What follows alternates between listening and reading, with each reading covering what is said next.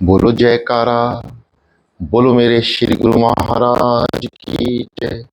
श्री सद्गुरुदेव भगवान की जय। श्री परमहंस दयाल जी महाराज की जय। श्री नंगली निवासी भगवान की जय।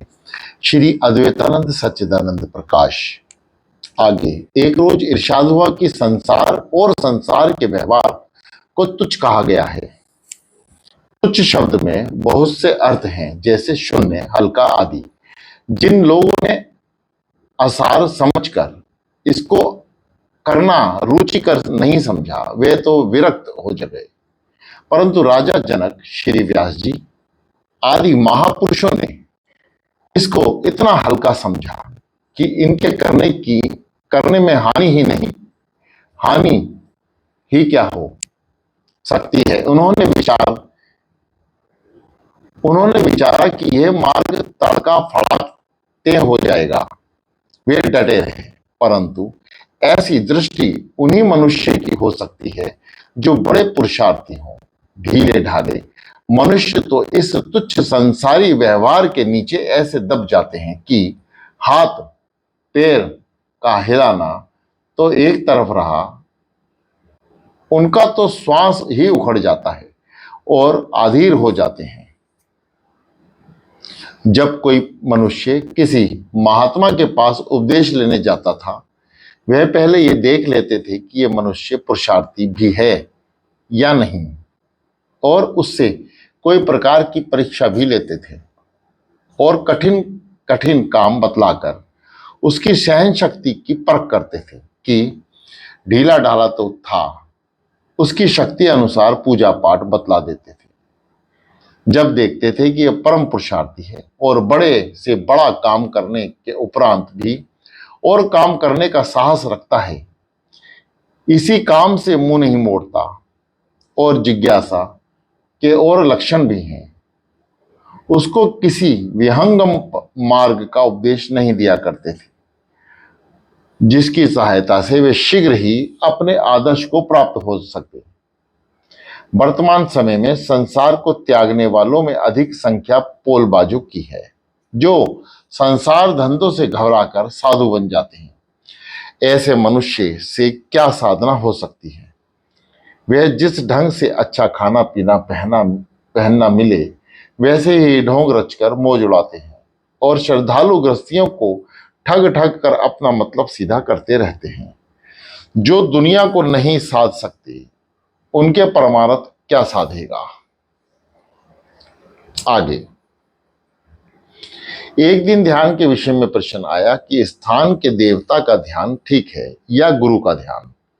श्री महाराज जी ने फरमाया कि जिस ध्यान में चित्तवृत्ति अच्छी तरह से लगे और प्रेम उपजे, उसी का ध्यान ठीक है। स्थान के मालिक के ध्यान में हर स्थान पर ध्यान बदलना पड़ता है। गुरु के ध्यान में यह लाभ है कि यदि आदि से अंत तक एक ही मूर्ति का ध्यान रहता है, इसमें उसमें पकाई अच्छी तरह से हो सकती है। जैसे जैसे हर मंजिल पर चढ़ाई होती जाती है, गुरु स्वरूप सूक्ष्म होता जाता है और अंतिम मंजिल तक तो अकेले सफर करने में भय होता है। दूसरा साथी हो या ऐसा साथी हो जो मार्ग के भय से परिचित हो और सहायता कर सके, तो यात्रा बड़े आराम से हो जाती है। स्थान के देवता अपने अपने स्थान के समाचार से परिचित होते हैं और इस पर भी उनकी इच्छा ये होती है कि वे साधु हमारे स्थान में ही टिक जावे और अच्छा है। अपनी सीमा के बाहर जितना किसी को भाता नहीं, परंतु पहुंचा हुआ गुरु प्रत्येक स्थान के भेद से परिचित होता है और अपने शिष्यों की वृद्धि चाहता है और उससे हर प्रकार का प्रकाश नीचे को इस प्रकार आता है जैसे झरोकों में से उजाले के कारण महाशून्य में प्रकाश के साथ साथ उसकी छाया उसे धरे रहती है। इसका अव्यक्त कहते हैं। यहां माया का महाकारण रूप है। ये अभ्यासी को नीचे नहीं गिराता, लेकिन ऊपर जाने से रोक सकती है। इस कारण महाशून्य में मैदान में साथी की बड़ी आवश्यकता होती है। 4 शब्द और 5 स्थान, पांचों महातत्व और चारों अंतःकरण महाकरण रूप से जहां रहते हैं, वे अव्यक्त बीज रूप से 10वें द्वार में आकर पुरुष प्रकृति में रूप धारण कर लेता है। त्रिकुटी में पुरुष प्रकृति और जीवन रूप हो जाता है और सहस्त्रदल कमल में विराट रूप धारण करता है। ध्यान में बेखुद और संकल्प परहिता होना चाहिए। बेख्याली की कमाल है और ख्याल ही जंजाल है। एक रोज इरशाद हुआ कि जीव वैराग्य और तत्व के विचार से संसार में तरता है और सबको तारता है। बोध से जब दुर्बुद्धि मिट जाती है, तब वासना भी मिट जाती है। ब्रह्म ही जगत रूप होकर स्थित होता है। ना चित है, ना अहंकार है, ना मन। जैसे जल में तरंग वे बुदबुदे जल रूप हैं, वैसे ब्रह्म में जगत ब्रह्म रूप है। जैसे काठ की पुतली डोरे के संबंध से चेष्टा है करती है, जैसे ही प्राण काम करते हैं, जगत में सुख की इच्छा करना ही वृथा है। स्त्री धन संतान और सुख कदापि नहीं प्राप्त हो सकता। अविद्या रूपी बेल की जड़ संबित रूपी फुरना है। यह ज्ञान से नाश हो जाती है। जो विद्यमान होकर भासे वही अविद्या है। सदा विद्यमान तत्व ब्रह्म है। ऋषिचर मुनीश्वर सिद्ध विद्याधर और देवता सात्विक भाव है। नाग सात्विक तामस है और सब सात्विक राजस है। विष्णु व रुद्र केवल सात्विक हैं। हरिहर देवता सात्विक भाग है। नाग सात्विक तामस है और सब तात्विक राजस है। विष्णु व रुद्र केवल सात्विक हैं। हरिहर शुद्ध सात्विक है। वह मुक्त रूप है। जगत में मुक्त रूप ही देह त्यागने पर परमेश्वर को प्राप्त होते हैं। वृक्ष आदि स्थावर जीवों की पुरेष्टिका सुखप्रद रूप है। मान सोया पड़ा है, वह जागेगा। मुक्ति बुद्धि सहित वस्तु के विचारने से सब सत्ता समान का बोध होता है। तब आत्म प्राप्ति होती है। जो कार्य कल्पित होते हुए और उसे अभाव में भी यह सत्य और अनन्य है, देह आदि असत्य वितर के कहलाता है। अंतर्मुख अविद्या प्रधान रूप विद्या है। मनोमुख निष्कृष्ट रूप अविद्या है। अविद्या से विद्या उपज कर अविद्या का काम नाश करती है। जैसे बांस से आग प्रकट होकर बांसों को जलाती है। आत्मज्ञान यत्न और दृढ़ अभ्यास से प्राप्त होता है। सर्व ब्रह्म नित्य शुद्ध सब में स्थित है। ना कोई मरता है, ना पैदा होता है। ब्रह्म सर्वशक्तिमान है। उसमें जैसी भावना करो वैसा ही भासता है। कारक बुद्धि यानी कर्ता संप्रदान, कारण उपादान, अधिकारण गीता 18 114 18 अनिष्ट। कर्ता कारण यानी औजार, करने की विधियां देव 18 ज्ञाता ज्ञान वाला, ज्ञान जिसके द्वारा जाग जाए, जय हो जानी जाती है। कर्ता करने वाला, कारण जिस साधनों से कर्म किया जाता है, क्रिया करने वाले का नाम। जो गुरु जड़ चैतन्य के विभाग का उपदेश करते हैं, वह भी लोग ग्रहण नहीं करते, तो पहले से अच्युत चित्तमान्य अबोध पद को प्राप्त कैसे ग्रहण कर सकते हैं? उपदेश कैसे ग्रहण कर सकते हैं? आगे एक सेवक ने निम्नलिखित लेख लिखा और कथा के तौर पर सत्संग में पढ़ा। ज्ञान विज्ञान योग तत्व ज्ञान। आत्मा ही द्वैत है। वह ही अद्वैत और वह अद्वैताद्वैत से रहित है। उसके स्वरूप में सच्चिदानंद भाव एक अद्वैत रूप में स्थित है। पृथक पृथक अनेक केंद्रों से अपनी आनंद सत्ता को जगत में प्रकट करने के लिए सत्य और चित्त भाव के विस्तार द्वारा एक अद्वैत रूप में युगल रूपी द्वैत रूप धारण करके पुरुष को प्रकृति रूप से प्राप्ति होती है। वास्तव में निरंजन ब्रह्म और ब्रह्म शक्ति माया एक ही है, सिर्फ आनंद सत्ता के प्रकट करने के लिए ही द्वैत रूप में जगत में प्रतिभाषिक होता है। माया के प्रभाव से ही ब्रह्म में जगत का भान होता है। यह भान अज्ञान मूलक है, विज्ञान विरुद्ध है।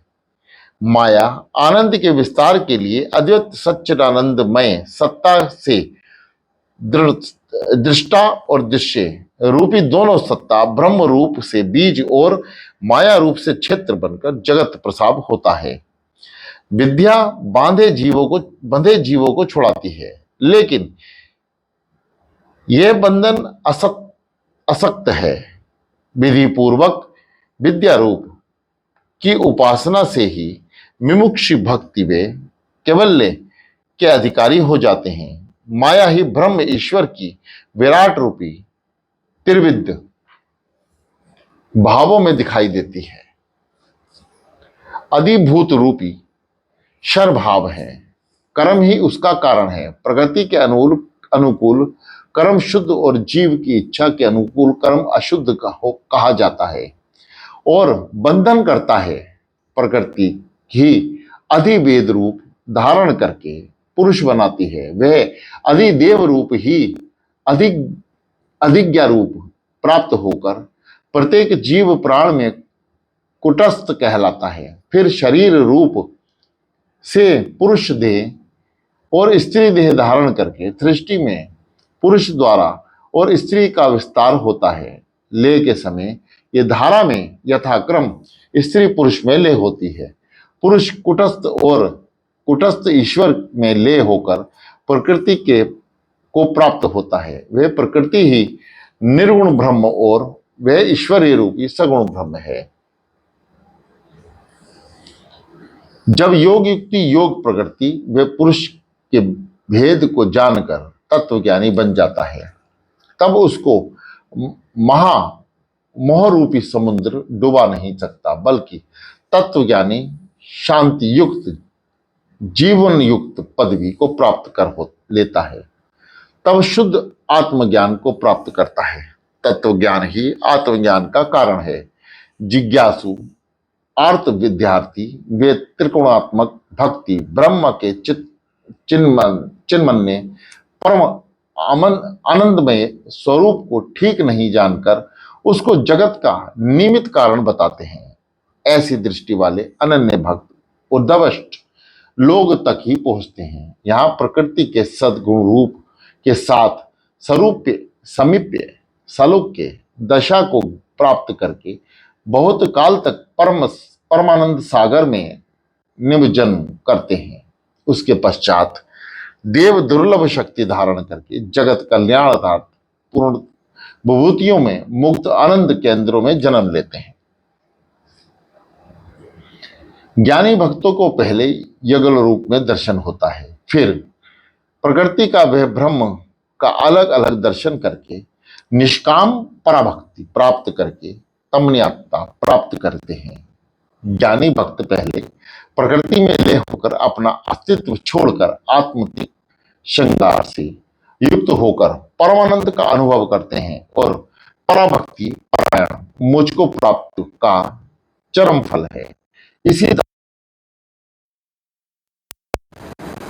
जब जिज्ञासु भक्ति के अधिकारी होते हैं, तब गुरु की आज्ञा अधीन श्रवण कीर्तन वंदनादि भगत में रत होकर असत्य कर्म छोड़कर सत्कर्म तप वे भक्ति योग यज्ञ करते हुए सत्यलोक में पहुंचकर परम आनंद का निरंतर अनुभव करके अनुरवृत्ति पद प्राप्त करते हैं, या सूर्यमंडल भेदन करके भ्रमयुक्त हो जाते हैं। कर्म तीन प्रकार के हैं। पहला संचित, दूसरा प्रारब्ध, तीसरा क्रियमाण। संसार में जीवों को जब से जीवात्मा प्राप्त हुआ है, तब से जिन कामों को संस्कार उन्होंने संग्रह किया है। कर्म 3 प्रकार के हैं। तब से जिन कर्मों का संस्कार उन्होंने संग्रह किया है वे सब संचित कहलाते हैं। जो फलोन्मुख संस्कार जाति, आयु, भोग और जीव प्रकृति आदि फल बारंबार देने के लिए स्थूल शरीर उत्पन्न करता है वह प्रारब्ध कहलाता है। और स्थूल शरीर से युक्त होकर अपनी अपनी वासना की प्राप्ति के लिए जो नए कर्म करता है वह क्रियामण कहलाते हैं। ये क्रियामण की संचित बन जाते हैं और ये क्रियामण संस्कार की उत्पत्ति करने वाले देवताओं की आज्ञा से प्रारब्ध युक्त होकर देह धारण करा के सदा फल उत्पन्न करते हैं।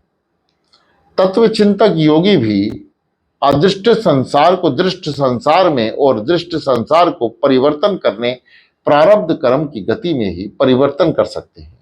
लेकिन ऐसा अलौकिक कार्य हर कोई नहीं कर सकता।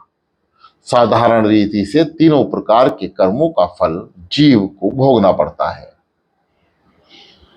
इन 3 प्रकार के कर्म रज्जु से जब देवता, दैत्य, दानव आदि सब बंधे हुए हैं, सिर्फ तत्व ज्ञानी ही इस रस्सी को काटकर त्रिताप से मुक्त हो जाते हैं।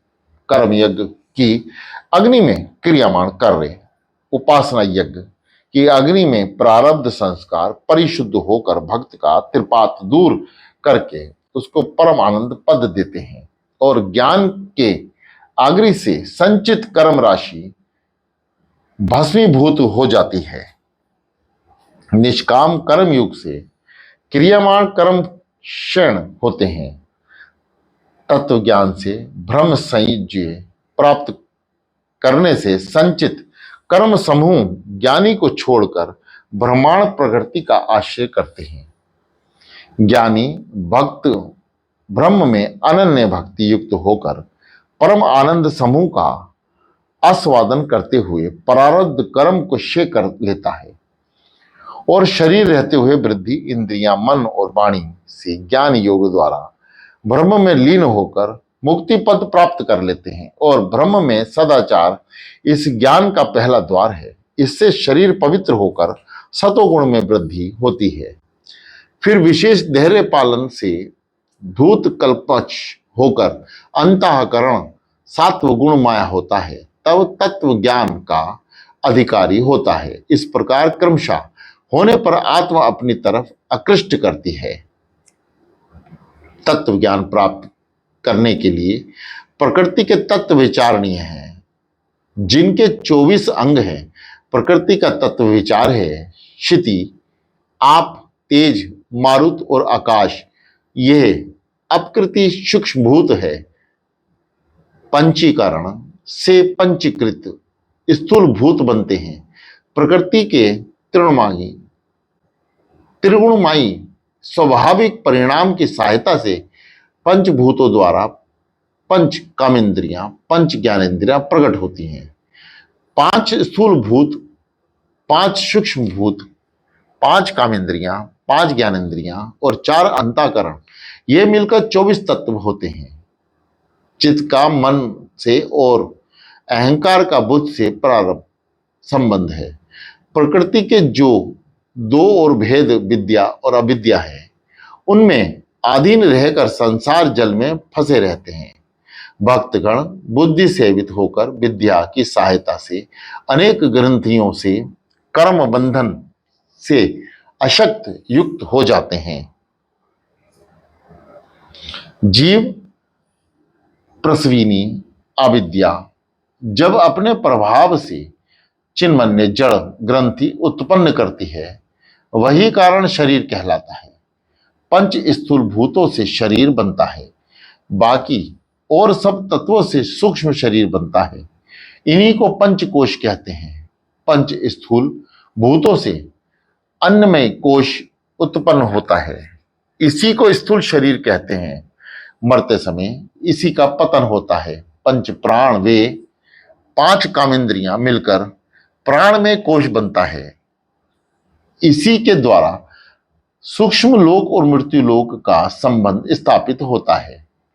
मन और 5 ज्ञानेंद्रियां मिलकर मनोमय कोश बनता है। 5 ज्ञानेंद्रियां और बुद्धि मिलकर विज्ञान में कोश कहलाता है। प्राण में मनोमय कोश, इन तीनों का मिलकर सूक्ष्म शरीर बनता है, जो प्रस्वाहक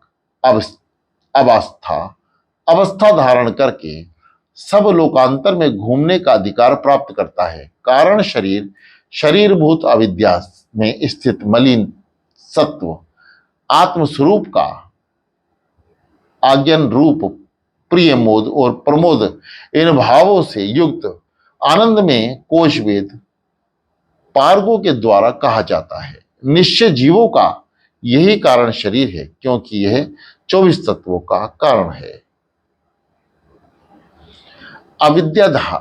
अविद्यावरण के कारण प्रकृति व आत्मा का स्वरूप जीव की भांति नहीं होती। यही जीव समूहों के बंधन का कारण है। विद्या की उपासना से योगी ज्ञानी भक्त विचार द्वारा प्रकृति के स्वरूप को जान जाता है। तब उसको ब्रह्म सजुज्य प्राप्त हो जाता है। यही ब्रह्म सद्भाव कहलाता है। यह अद्भुत ज्ञान है।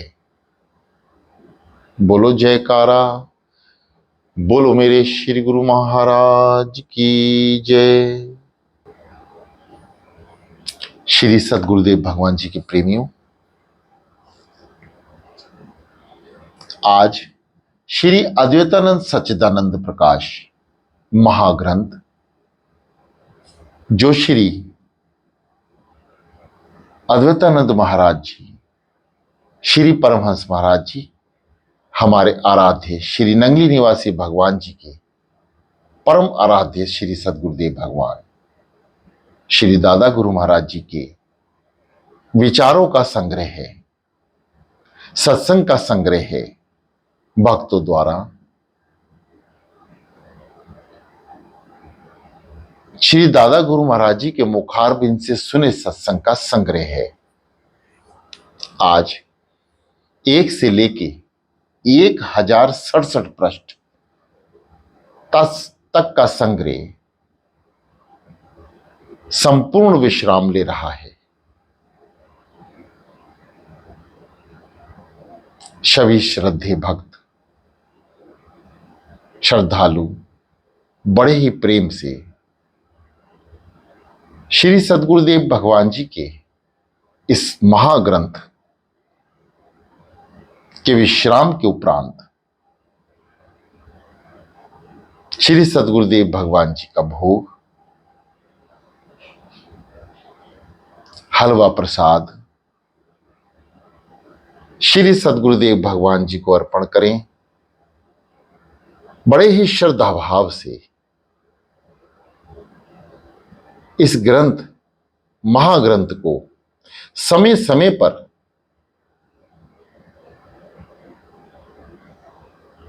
पढ़ने, सुनने, निधिध्यासन करने और अपने जीवन में उतारने का प्रयास करते रहें। सदगति को प्राप्त मनुष्य के ये सुलभ रास्ते हैं। जीवन और मरण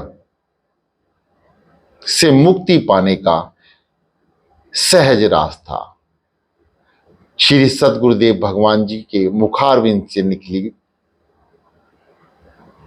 वाणी को अपने जीवन में धीरे धीरे उतारते रहें। सद्गुरुदेव भगवान जी का प्रेम, प्यार और उनका आशीर्वाद उनके द्वारा बतलाए मुक्ति के मार्ग सब उनकी कृपा दृष्टि द्वारा ही प्राप्त हो सकते हैं। उनके श्री चरणों में प्रार्थना करते हुए अपने समस्त भाव श्री चरणों में अर्पण करें। बोलो जयकारा, बोलो मेरे श्री गुरु महाराज की जय। श्री सतगुरुदेव भगवान की जय। श्री परमहंस दयाल जी महाराज की जय। श्री नंगली निवासी भगवान की जय।